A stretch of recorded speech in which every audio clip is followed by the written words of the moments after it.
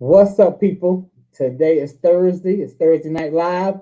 You already know. Welcome to Kandid Konversations, where the talk is real. My guests are always 100% real. Um, so tonight I have my guest is a woman who is a sensation, a terrific person. She keeps it 100 at all times. She is um, she's a motivational speaker. She's a therapist. She is I believe she's a weight loss coach. She's a mental health therapist. She's a wife. She's a dog owner. She has become now everyone's auntie and sister. So everyone, without further ado, we're gonna get this conversation going. Please welcome my guest, Megan McGlover.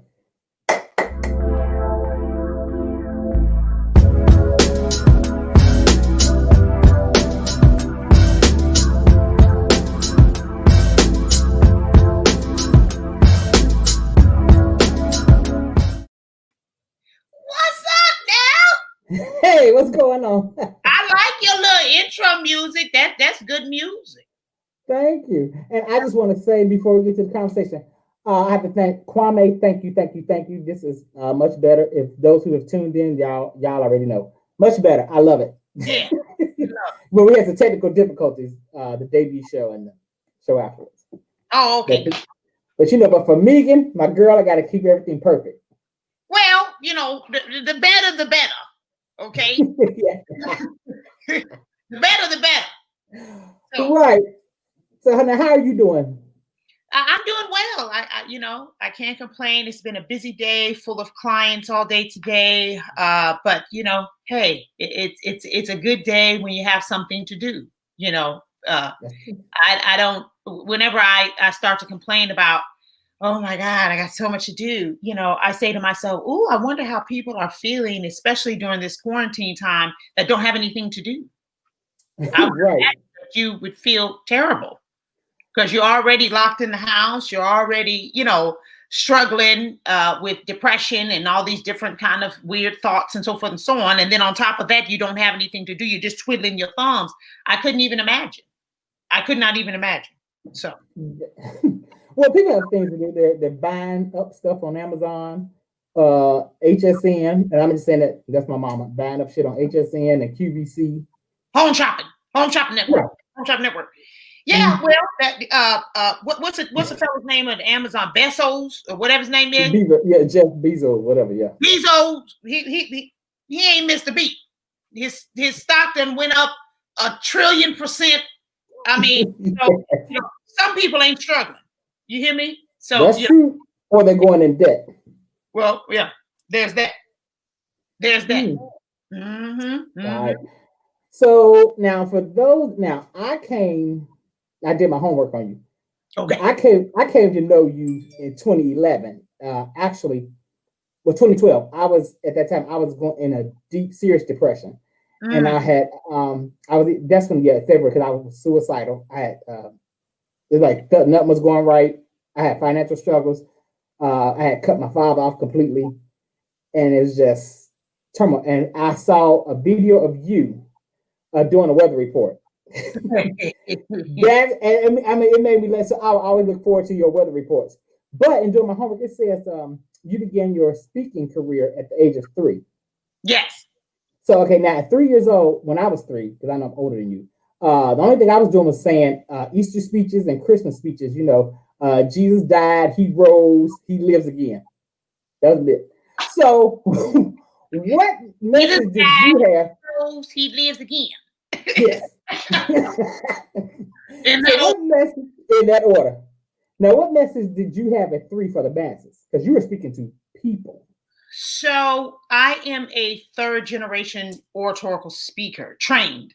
So my mother was an orator, and so was her mother. So my grandmother and my mother and myself. And so I literally have been trained to orate, to speak, and have won national competitions just like my mother and my grandmother. So at the age of 3, I was already being trained, so it was almost like a protege, if you will. And so it wasn't just, so for me, it wasn't, Jesus died, he rose, he lives again. It would be Jesus died. Like that's how I was taught to speak, it was a whole thing, even from the age of 3. So I would memorize poems and speeches and stuff like that. And then I would recite them with great passion. And I was doing that from the age of 3. Yeah. Wow. Okay. That's because your personality has always been enormous. I think so. I don't remember it not being. Yeah. Because your voice is like even in those videos with the weather report, it's something about you that's like commanded, like you command people's attention. Yeah. Okay. And that's a good trait to have. So I think it's natural, but I also think, I also know that my mother enhanced the skill through teaching and making sure that I knew how to use the voice. There are some excellent piano players that, if not for their parents or if not for someone really honing in on that and saying, oh, you have a natural ability to play the piano. Let's further that by putting you in classes. Let's get you a tutor. Let's teach you how to play music. Let's teach you music theory. Let's do all these different things. It's one thing to be a very talented piano player who plays by ear, and yet it is a whole nother level when you can read notes and play by ear and know music theory. And you see what I'm saying? It's a whole nother ball of wax when you can do more things, which is why I try to tell people, don't just settle for being talented. That's not enough. Be a specialist. Be excellent at what it is that you're doing. Don't just be a good dancer because you're Black.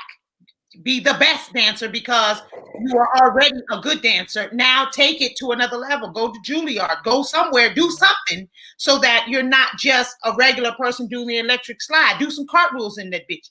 You know what I'm saying? Like, show me something. See, you. That's another thing. You give truth and wisdom, but your delivery is funny. So you naturally comedic, because I read you're a comedic mentor. Well, I mean, so I only thought that I was funny based on my mother. My mother would laugh all the time, but I was being serious. So, and my mother would just be like, "Oh my goodness, that was so funny," and I would be like, "But I'm not joking," and I've always been that way. So I never thought of myself as being a comedian, which is why I don't call myself a comedian. I call myself a comedic mentor because I'm not writing jokes. I'm not sitting down. You know what I mean? I'm not doing stand-up comedy. I'm not touring on different, stages, improv and all that. So I don't consider myself a comedian. Am I funny? Yes, but I'm not a comedian because I don't do what comedians do.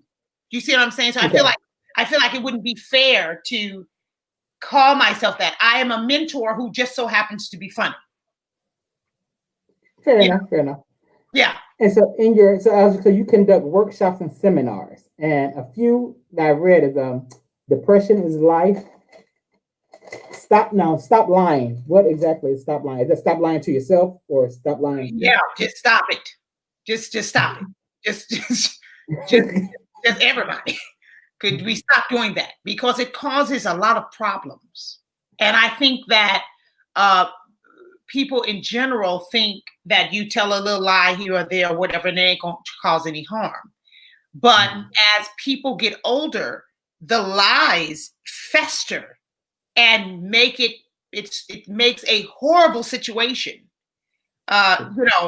People think that it's okay to not tell their children who their father is. And then when the kid is 15, 20, 40, 35 years old, they find out and then their lives are ruined because for them, it's just one big lie, or it's okay to not tell about abuse or neglect or drug use, or, I mean, it's too much. It's too much. And this whole thing of, well, you be all right. No, people are not all right. You know, they're not all right. And we're putting a bunch of struggle on ourselves that we really don't need, when we could just tell the truth and then deal with the truth instead of dealing with years and years and years of lies built on top of other lies. You know, they got to try to get down to the bottom of all of that. And it's a big freaking mess, when it would have just been better to say, Tommy, this is your daddy, and that's it. And then we can deal with it right there. And Tommy can be like, oh my God, or whatever, at 10. You know, instead of 50, and it's like, you know, I thought this man was my father for 40 years and he's not, and my mother lied to me, and I'm trying to be like him, and come to find out he's not even mine. And now I wonder why he was treating me like that. I mean, see, it's a ball of confusion. It's a ball of confusion. And that's just one lie. We're not even going to go into how much more shit comes from one lie. You know, it's just years and years and years of junk. Yes. And you said, let's see, women's workshops, self-worth and self-care. Now, why do people always stress women on these issues? Because there are a lot of men with self-worth and self-love and self-hatred issues. Well, I do workshops for men as well.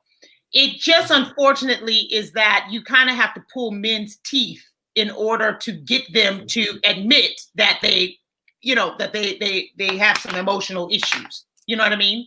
So with that being said, it's not so much that men don't need it. It's that, do men know they need it? And are they willing to do and take the necessary steps to get those things fixed and or taken care of or whatever? You know what I mean? Yeah, totally. But I don't think in any way that it is of less need. It's just, you know, we as women are more willing to say, oh my goodness, I need it. You know, and it's not as easy. So once somebody talks to me, then they always want to talk to me. But as a female, it's not as easy to do a men's workshop as a female, because they'll think I don't know what I'm talking about. But once they talk to me, they're like, oh my God, she knows what she's talking about. But it's kind of, you know what I mean? It's just not the easiest thing to convince them in the beginning. You know, men usually want to have a workshop by hand because they don't want a female telling them what to do. You know, at least not in that way. As if I can't. I don't think in any way, because I think that's why we have who we have in office now instead of Hillary, because that was the big thing. They didn't want a woman to run the country. Could be, yeah. So they don't. Well, I mean, it's part of it. Ain't the whole soul thing, but yeah. And then you have, well, before I go down and go this, because you were saying talking about men. Why do you think it is that our men, you know, black men, have such a trouble with mental health? That, you know, like you can see a person needs it, but they'll be in so much denial they won't do it, or they just we just turn it away. Well, our men in particular, African American men, are just 100% trained to not pay any attention to mental anything, emotional anything. You know, you're too busy on the grind, too busy hustling, too busy trying to get this paper, too busy. You know what I'm saying? No one's ever saying, well, wait a minute, baby, how does that make you feel? You know what I mean? No, that never happens. You know, and by the time it happens, it's like, what you mean? How does it make me feel? You know what I mean? So it's, you know, it's just not ingrained in the African American male to be sensitive. And if an African American male is sensitive, then people will put them in the box as being homosexual, when that's not necessarily true. There's a lot of homosexuals who aren't sensitive at all. And then there's a lot of heterosexuals who are sensitive. And so it doesn't matter, but that's just kind of how it's the generalization of it. You know what I mean? So I feel like when a young African American male child is being sensitive, it's automatically shunned off as, hey boy, you better straighten up, do some sit-ups. Hey man, we don't hit. Or, oh, he must be gay because he's sensitive. So it just kind of, I mean, you know what I mean? So it just messes up the entire idea of having any feelings. And when you do not have any type of emotional stability, meaning you can't feel what you're feeling, because you're gonna feel, it's natural, right? But when you don't have the ability to feel, and you haven't been given the right to feel, nor the tools on how to feel and how to organize or categorize these feelings or deal with these feelings, then it becomes a mental health issue. It's just natural because you're not dealing with it. You know, you got a flat tire, and then your car sits on the flat tire. Eventually, it'll begin to bend the rim, and then after it bends the rim, then the whole car starts getting lopsided. I mean, you know what I'm saying? That's just what happened. And a lot of us don't deal with it. Like, we had not dealt with childhood trauma, because I had to when I was in therapy when I lived in LA, and that's when I found out that my father was the way he was, part of what he was, because he never dealt with whatever was happening to him as a kid. Right. So that, and then when I was in my latest therapy session, then I found out, it hit me that some things that I thought were against me were not against me, but it was just, that's his way of loving me. And he did love me, which I do know he loved me. I know he died loving me, but I didn't know that, in years past. Right. And so that's like, and I have a friend who he always says, you have to live with regret. And that's one thing I regret. I can't get those 5.5 years back. So that's what I regret now. Yeah. But another workshop you do, I needed this 28 years ago.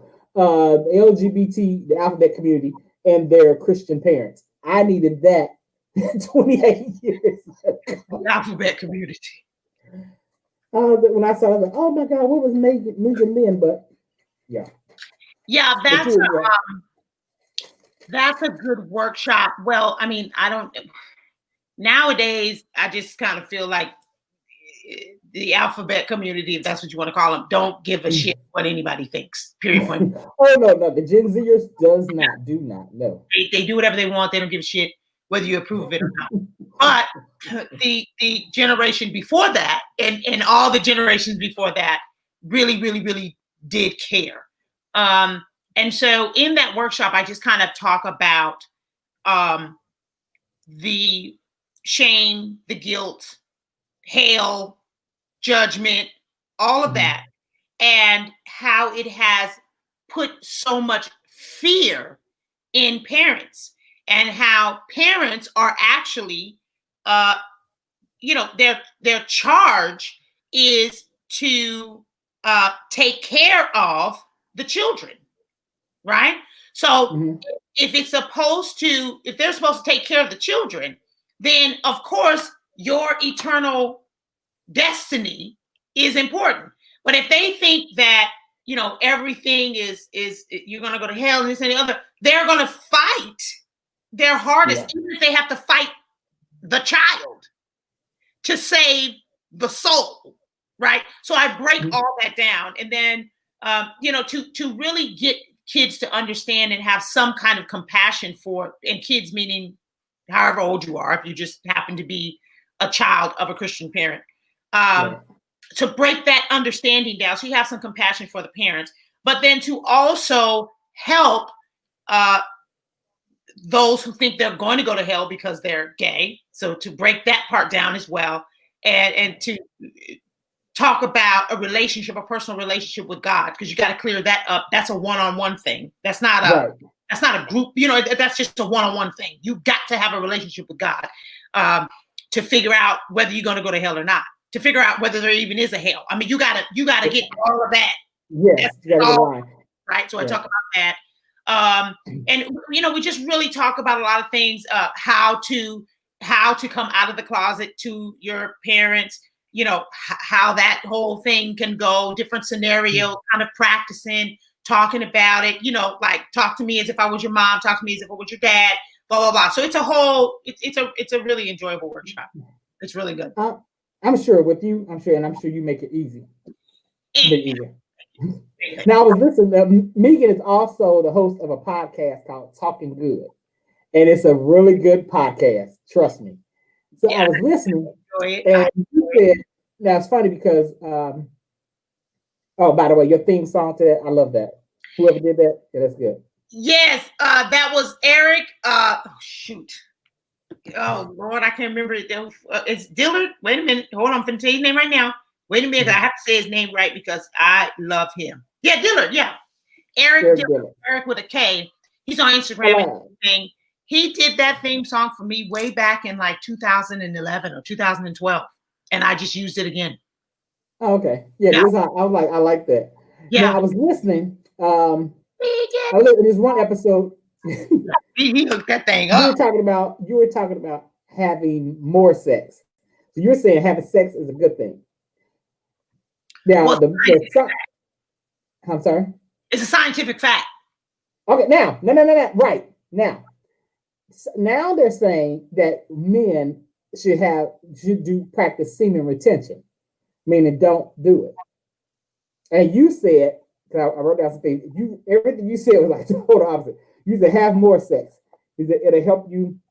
It'll help your attitude. So you think so when people say that, like, oh my gosh, he needs some dick. You think that's a true statement? Okay, so I'd have to look up this semen retention thing because I can't speak on something I don't know. Okay. I'd have to look that up. But just in general, semen doesn't run out. Mm-hmm. It doesn't, you know what I'm saying? So I don't know. I'm not quite sure where that's coming from as far as the semen retention is concerned. But what I know is that human beings in general are we are a touchy people, right? Right.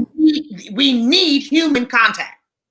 That's why this quarantine stuff is actually going to be very bad. Like people are going to start doing research and empirical studies of what this quarantine has done. Probably like 2 years from now, it is going to be the numbers are going to be horrible because human beings need skin to skin.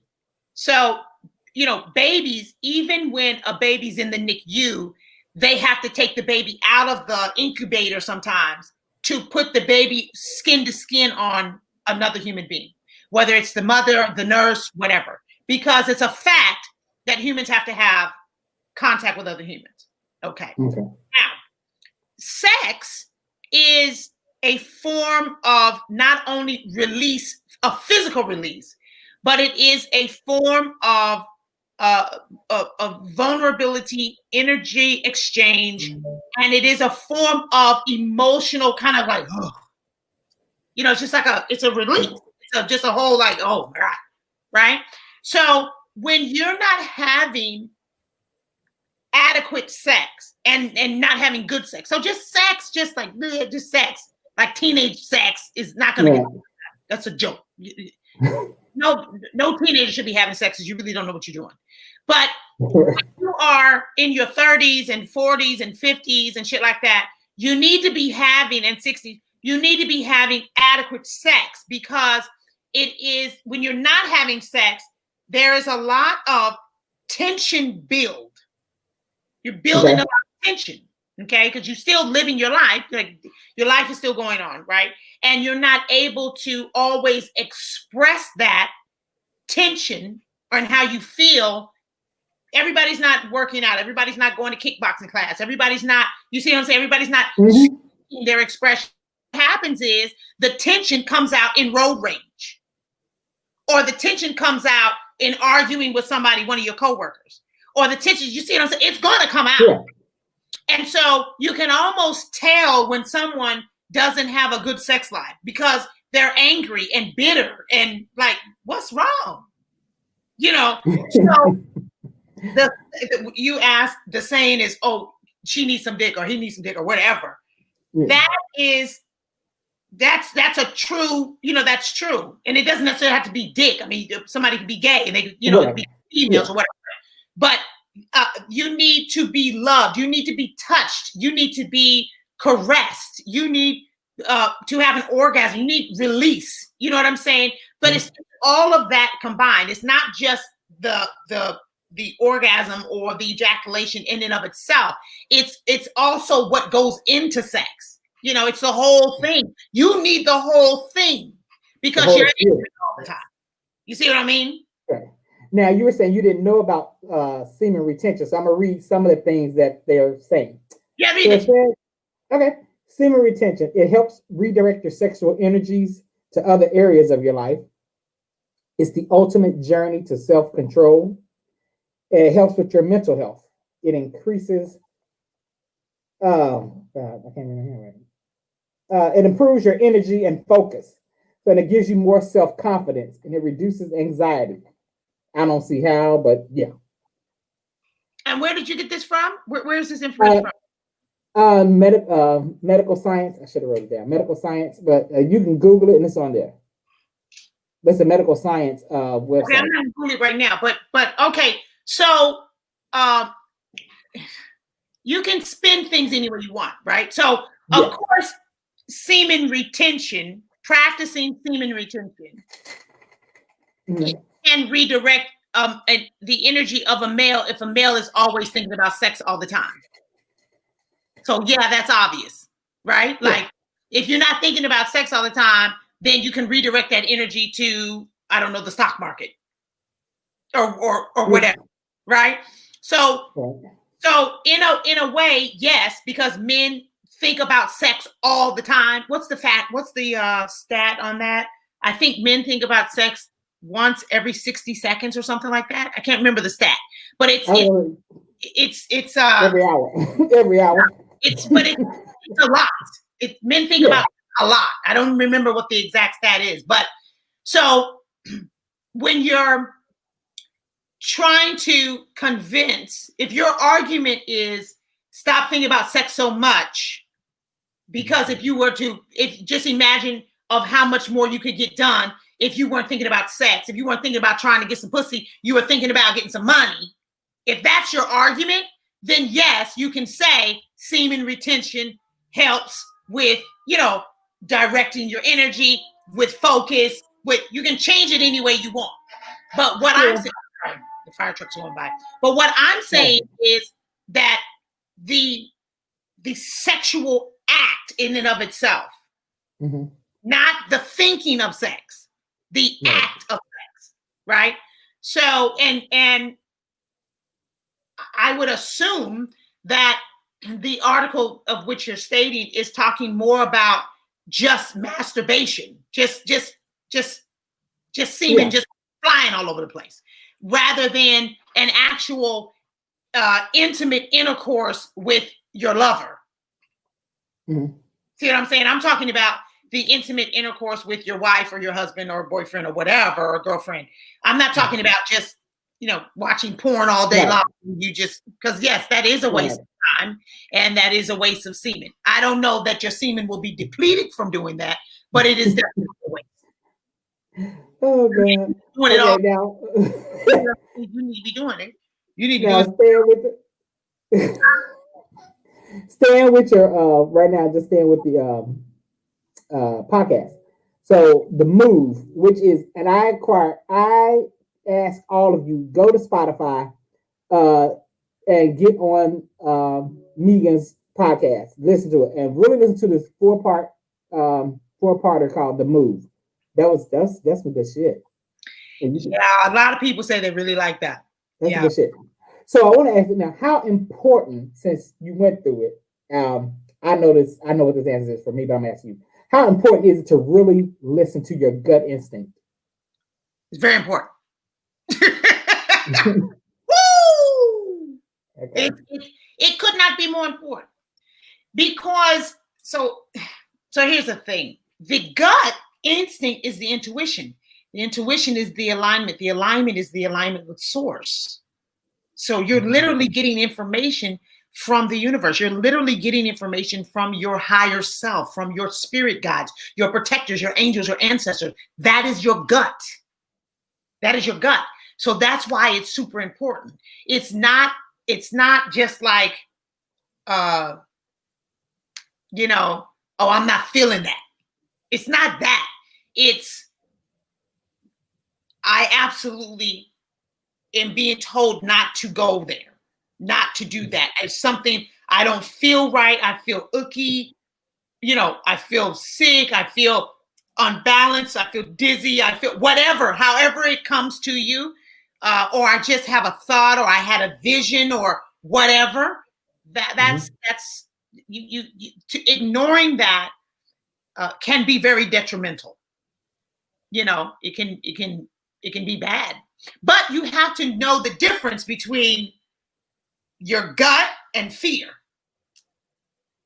Because fear can be doing the same thing. Fear can tell you, so me and elevators, we used to have a thing. I'm not claiming that anymore. So I got on the elevator twice yesterday. Touch your neighbor, okay? Do it. Yeah. So so sometimes it's not sometimes. I'm sure 99.9% of the time it's fear telling me about elevators. It's not intuition at all. You know what I mean? It's just I don't care for them, and so it might get stuck. Oh, it might whatever. Right? So the elevator thing is not gut. It's just fear, right? But there are some things that you're not afraid of, but you shouldn't go, or you shouldn't do, or you shouldn't be with that person, or whatever. You know what I mean? And that's gut. Yeah. Can't ignore that. It will save you a lot of time, a lot of heartache, headache, a lot. Because I was listening to it and I'm like, wow. But then I discovered we have some of the same experiences. Like on part 2, you talk about the break-in, and the cops was there. You couldn't go in. Now I had a break-in. I lived in Chicago. That's another thing. Both of our favorite cities is Chicago. Yes. Yes, I love Chicago. For me, it's the men and the food and the people. It's something about Chicago and the people. And the people, yes. It's something about Chicago attitude that I love. Yeah. It's a different place. Oh, much. Now, they broke in and you couldn't get to your dogs. That was something, because I had a cat, and I walked in because the police hadn't been called yet, but my apartment was ransacked, and my cat was in a hiding in the bedroom, like literally shaking. Oh, yeah, it was awful. And come to find out, but I found out who broke into my apartment though. It was my next door neighbor. What kind of shit is that?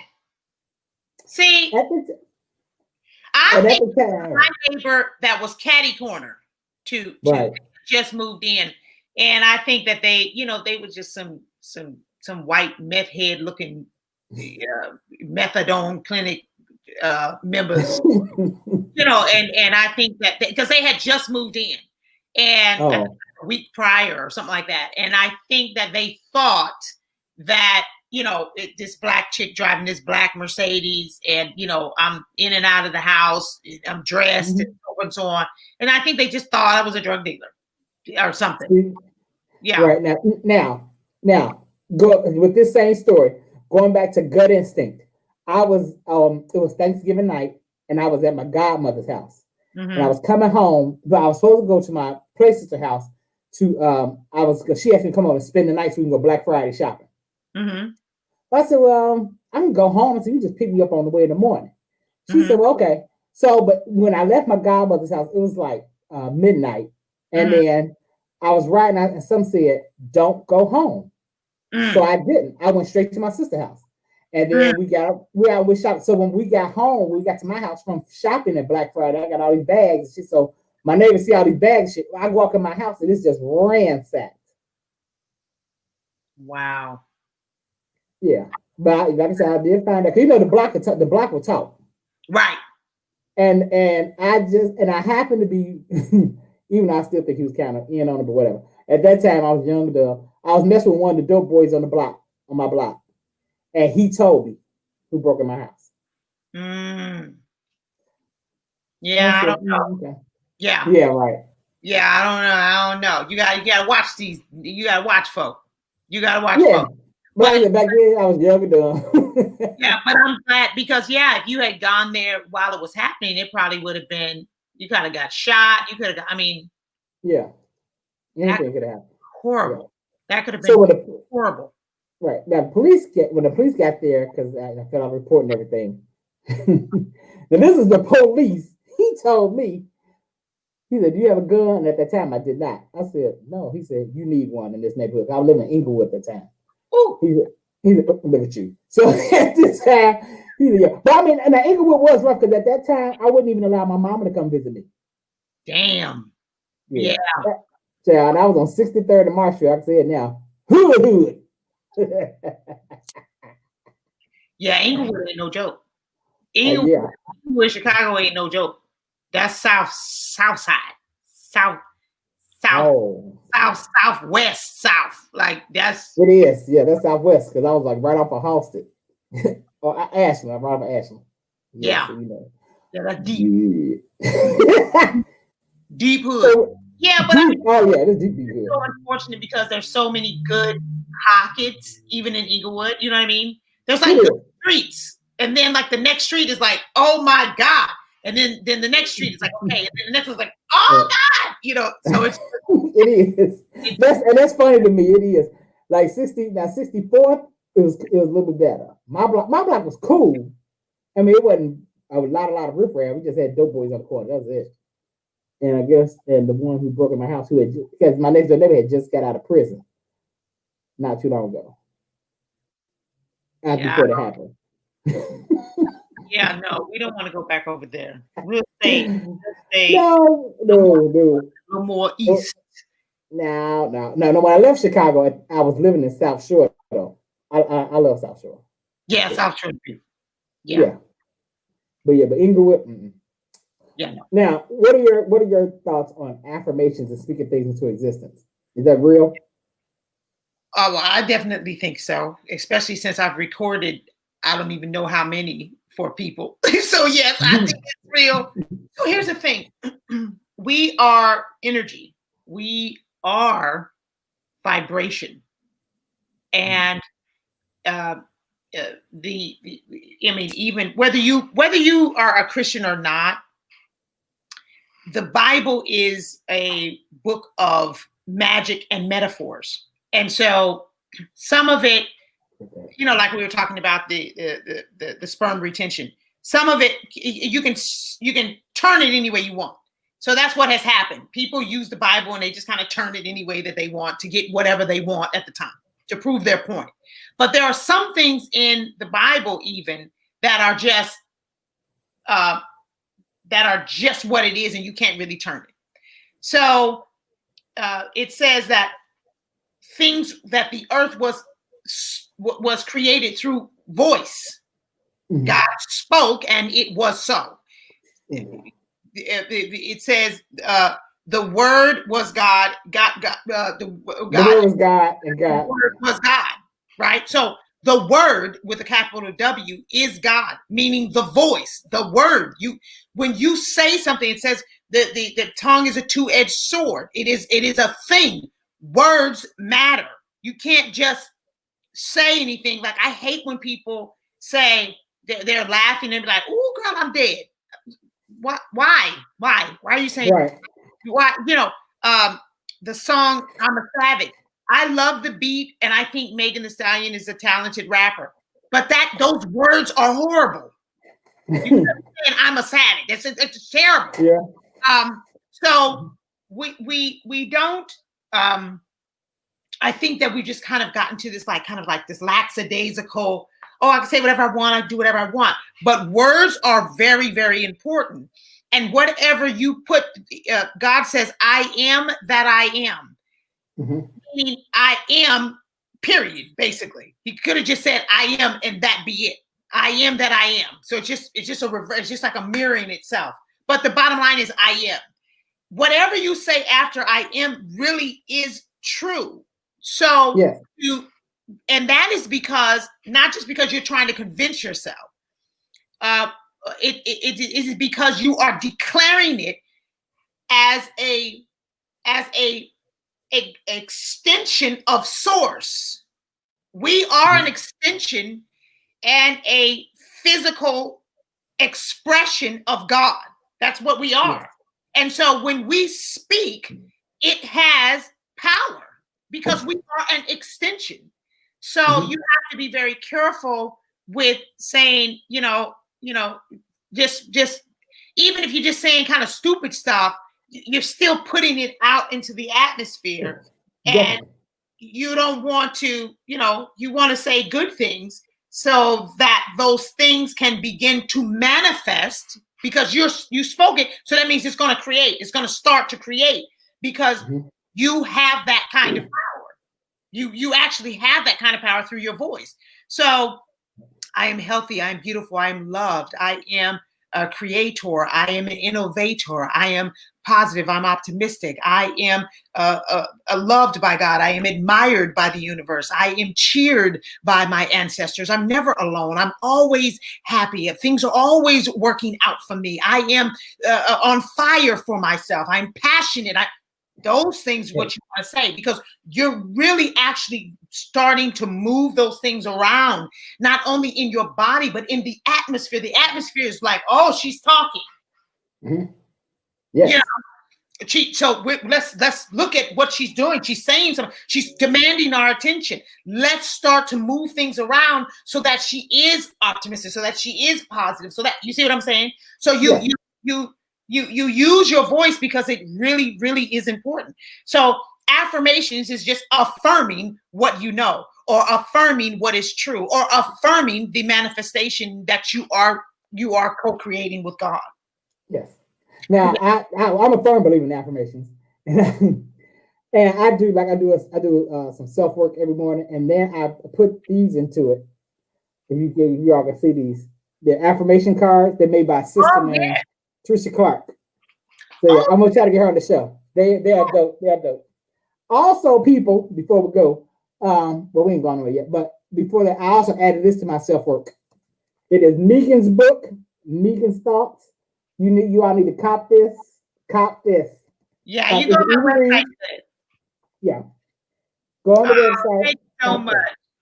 Yes, that book, that's my first book that I've written, and it means a lot to me. It's a book of just motivating thoughts, just to get the mind kind of going and get the mind thinking about things a little bit differently. It's not the typical motivation book, Not at all. It's not a boring read at all. No. I talk about cursing when you pray, and I mean, like I think it's a pretty good book. I'm pretty proud of it. It is. And I don't know if you have anything near you, but she also has a T-shirt line. Speaking of cursing, one of your shirts, it caught my eye. It's something about God, and my favorite cuss word, bitch, is in it. So the T-shirt is "This is when God loves you, bitch," and there's an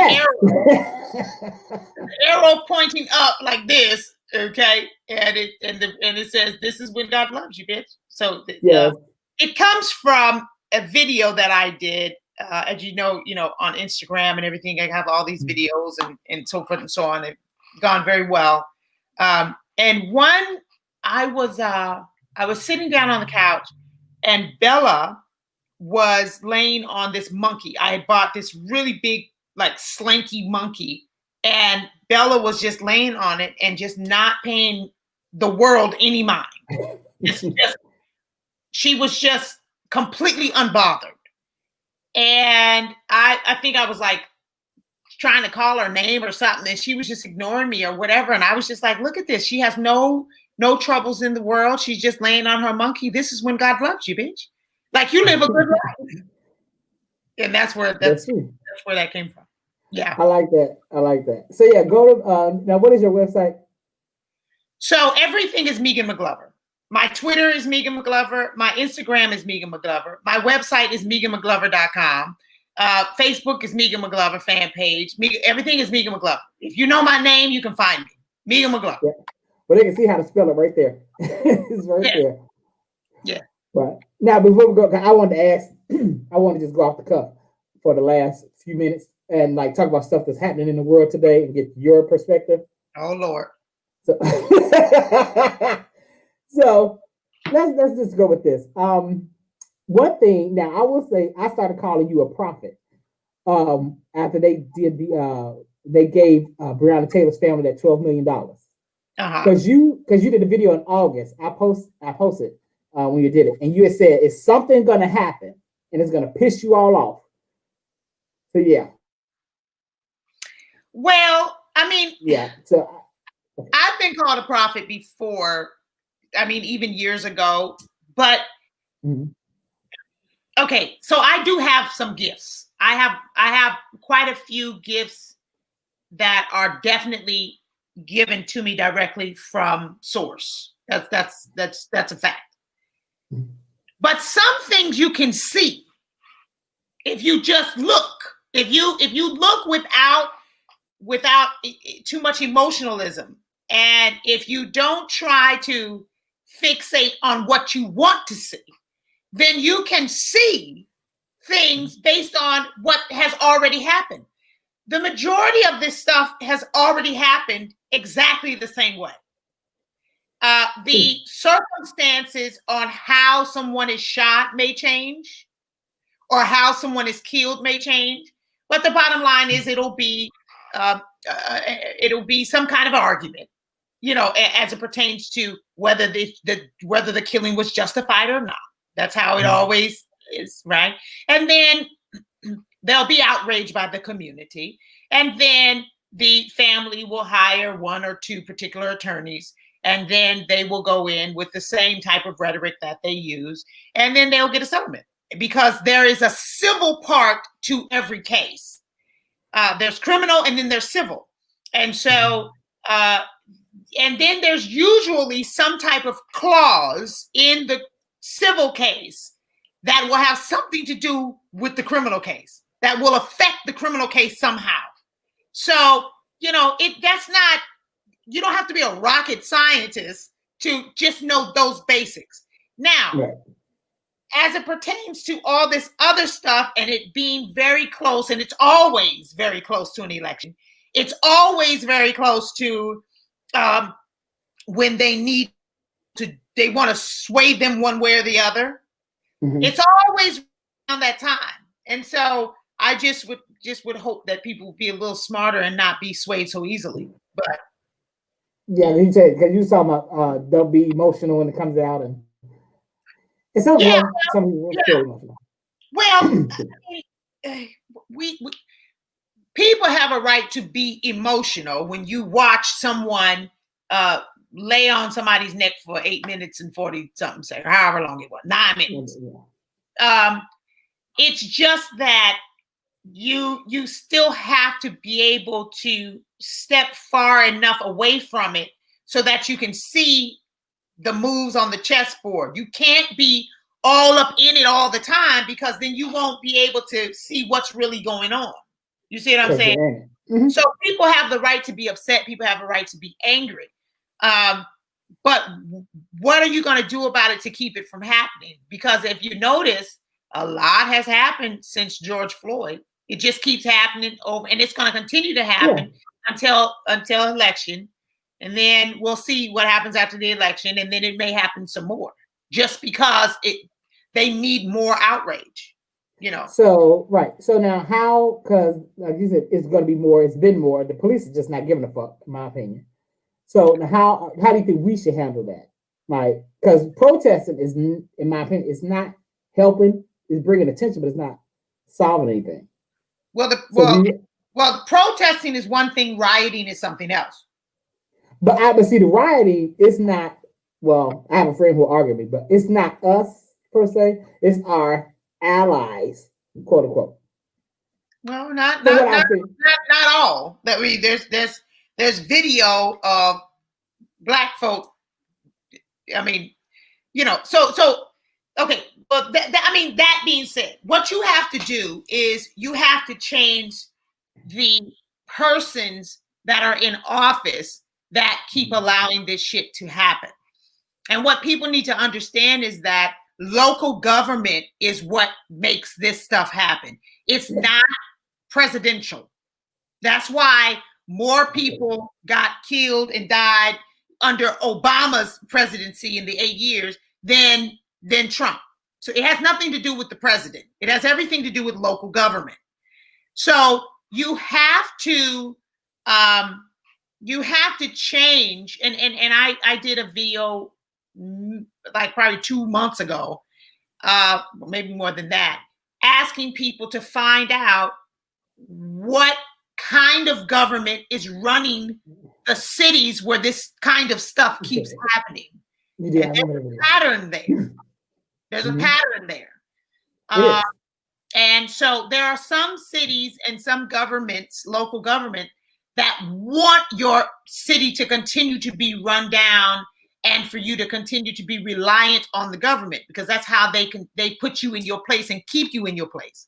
So so that's what I'm saying. You gotta think well outside of the box. I mean, if the KKKs and the good old boys and the Proud Boys and whatever else really wanted to kill a whole bunch of Negroes, they would have done that a long time ago. It's not that hard. You know what I'm saying? They have an enormous amount of guns, you know, so they don't, you know, I think that we put 10 on the 2 all the time because we're trying to make a point. And sometimes you're just not making a point. You're just kind of spitting rhetoric, but you're really not fixing anything.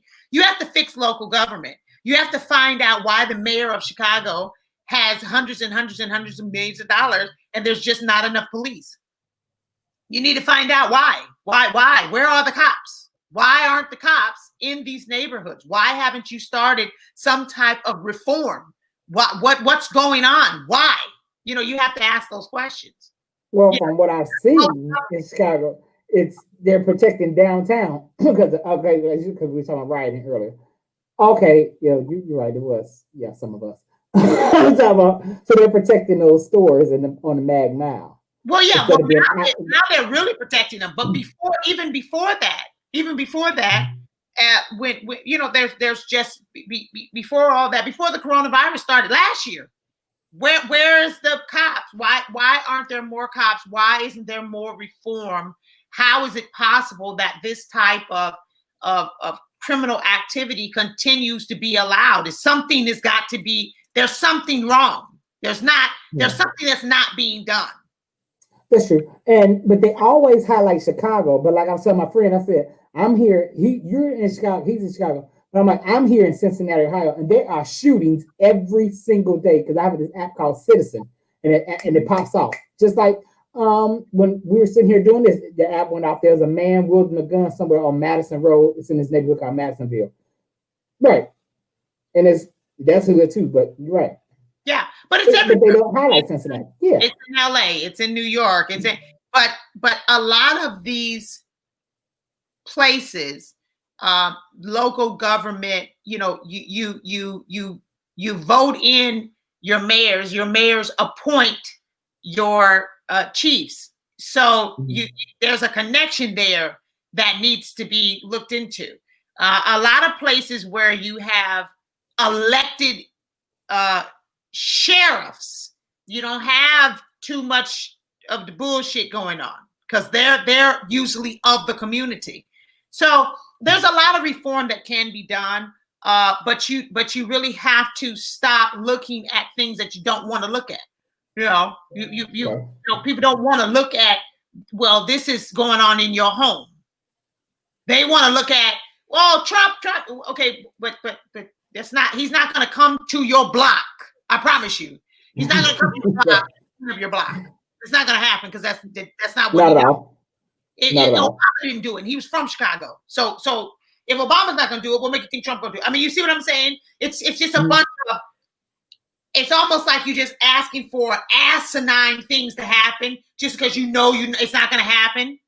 You know what I mean? You know that's not going to happen. So, we want the president to, why? You didn't ask any other president to do that. That doesn't make any sense. You know, you have to get local government to make these changes. Okay. So you're encouraging people to vote? I think you should. Yeah, I think people should vote. You know, I'm not one of those people, you know, what you voting for? The whole thing is, I'm not. Now, I'll admit, I was like that, and I was because before I did politics is really not my strong suit, but because I was like, well, electoral college is going to put in who they want to put it anyway. But then I found out I had this guy who he mentors me in politics, and he was saying how they came out because in certain states they didn't have enough voters. I said, okay, so I'm starting to see some things. Like, okay, yeah, so it's important. Okay, yeah.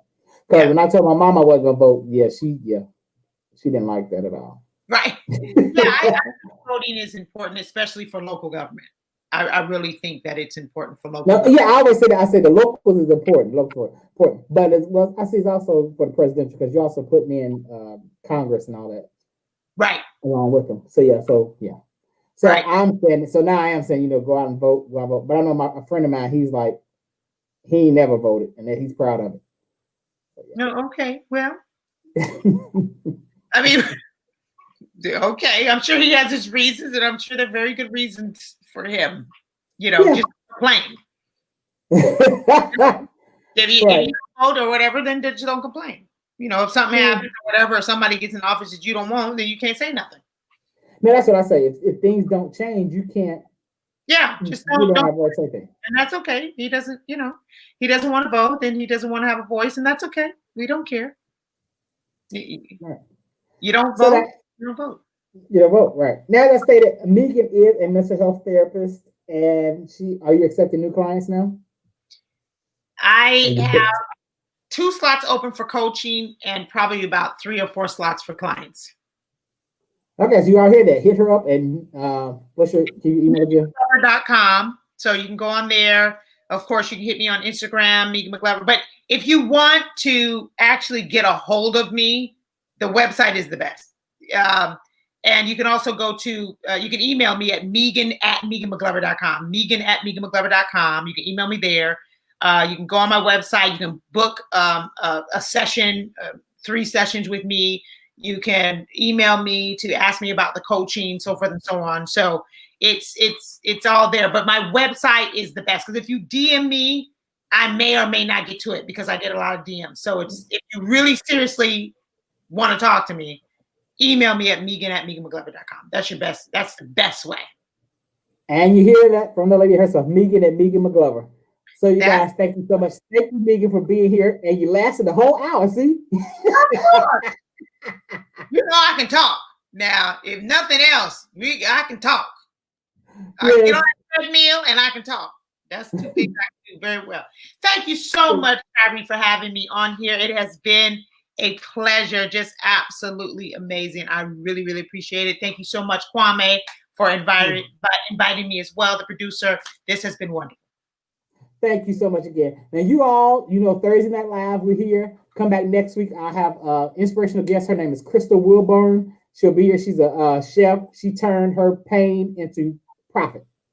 Wow. So be inspired by her story. It's going to be a good show. I love you all. Have a great week and do your affirmations. Love you, Megan. That's right.